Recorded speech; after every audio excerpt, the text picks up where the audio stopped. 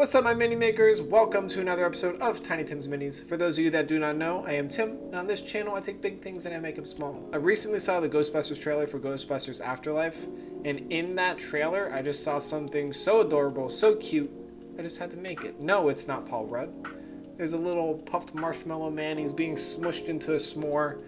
I'm like, let's make that. So, before we get into it, hit that subscribe, hit that like button. I also have a Patreon. If you want to help support me, you want to help me be able to make more videos, check the link down below. It'd be really awesome. Thanks.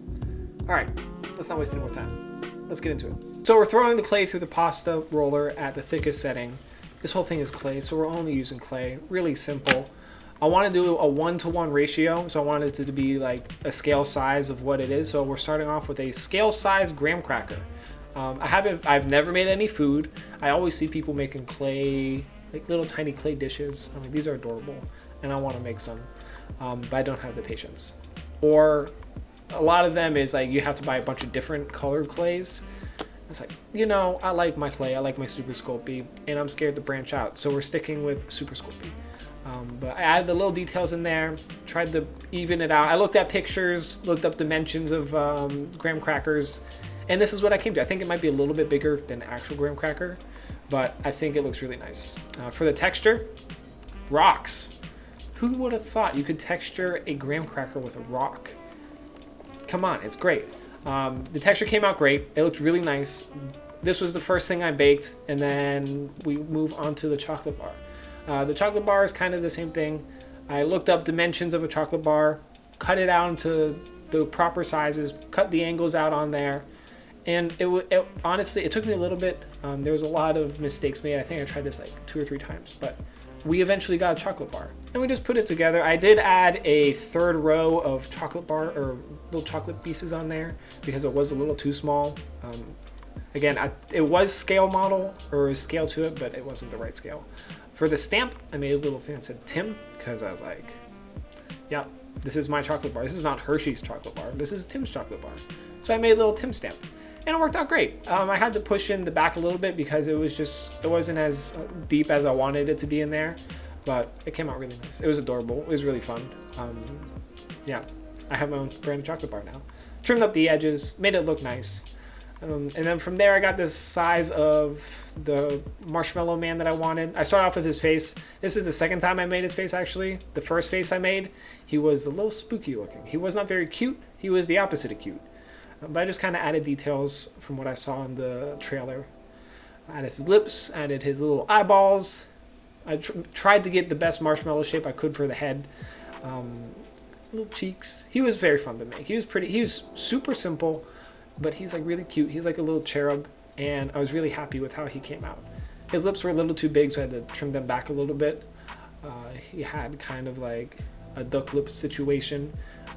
For the eyeballs, I did put some eyes in there. It looked a little spooky, but he was like just trying to nap. He's trying to take a little s'mores nap, you know. I put little eyes just to give it some dimension. I didn't want to, I don't know, I did it without it the first time, and it looked a little spooky, and I didn't like how it looked. So this second time is a charm. I made his hat off camera. I made it the first time around, and so I just put it back on him because it wasn't damaged, but it was a little bit of clay rolled here, a little bit of clay rolled there. You got him a beret, and he's cute, adorable. He's good to go. For the body, I just kind of built up the arms. He was laying in a weird like sleeping position, so I had to get his arms right, make sure that when he laid flat, that everything that would lay flat on top of him. So he wasn't too bulky. He was like nice and squished a little bit, but he wasn't smushed, you know? You feel me? His hands, these are the best hands I've ever made. Let me tell you what. I love these hands. These hands are freaking adorable. All I did, I've seen a lot of hand tutorials where you just like cut the slits and then you do the little pinches, add the fingers on there, and these are literally my favorite hands I've ever. They look so nice. They're like chubby, small, and amazing and adorable, and I love the little hands. I think they're my favorite part about this. And that just fitted, like he had like crossed on his chest, fitted them, make sure they weren't sticking out too much. I kept moving the arms back and back because when I first added them on, they were very up front and they were crossed in a weird way. So I just took the clay off, scooted it back a little bit. I did the second hand off camera because it's the same thing, but reverse because you're doing one hand, then you do the other hand. I think it looks really nice. From there, I just kind of blended him in, smushed him down a little bit. This is where I was happy I baked the graham cracker beforehand, so I can just kind of get him in there. The chocolate bar was not baked, because if I baked it flat, then it wouldn't fit right. I wanted to have a little bit of curve on there, so it would form his body. And when I was looking at it, his body it was looking a little off, and then I added a bit more on the belly, and that made it look so much better. Like, this is what it was missing. It was missing his little poofy belly. I smoothed everything out. That was like the most difficult part, was make sure everything's smooth, because there's not a lot to this sculpt, so you kind of are drawn towards the guy underneath in between, and he has to look good. He has to look nice and smooth. The graham cracker was a lot of fun to paint. I mixed up a different couple yellows and browns and whites to get this cracker color, and then once I was done with the base coat of that, I just dry brushed brown and just kept getting progressively darker, and you have a graham cracker. It was really easy. I was surprised, and it looked really nice.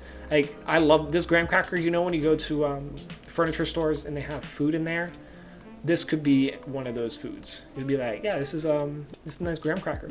It's a graham cracker, but it's fake. You can tell it's fake, but it also does look like a graham cracker. For the chocolate bar, I literally had a brown paint called chocolate bar. I'm like, what are the odds? Who would have thought I would ever be painting a chocolate bar? And then to finish it off, I mixed a little bit of white inside the brown just to desaturate it a little bit, and I dry brushed it on top just to give it a little bit more dimension, because it was kind of looking a little flat. And then for the Marshmallow Man, it was like an off-white. I think it's called parchment paper. It was like a yellowish white, because I didn't want him to be pure white. There's like a little off color on him, and same with marshmallows. And to add like a nice, just a good color. I was really happy with how this color looked. To add a little bit more dimension on him, I painted, it was a lot of coats of white, and then once I got all the coats of white on there, I did a dry brushing of like a pure white on his hands and his face, just so when you're looking at it, those are the one, like, that's what you're drawn to in it. And then I did a little blue on the ridge, and then I did a little red on the edge. That was so satisfying to paint. It was like nice and clear. It only took one coat, and I didn't get the red anywhere else, so I didn't mess up any of the white. And it was like, chef's kiss. We've got everything sculpted. We got everything painted. We have a graham cracker. We have a chocolate bar. We have a Marshmallow Man. Let's check out those final shots.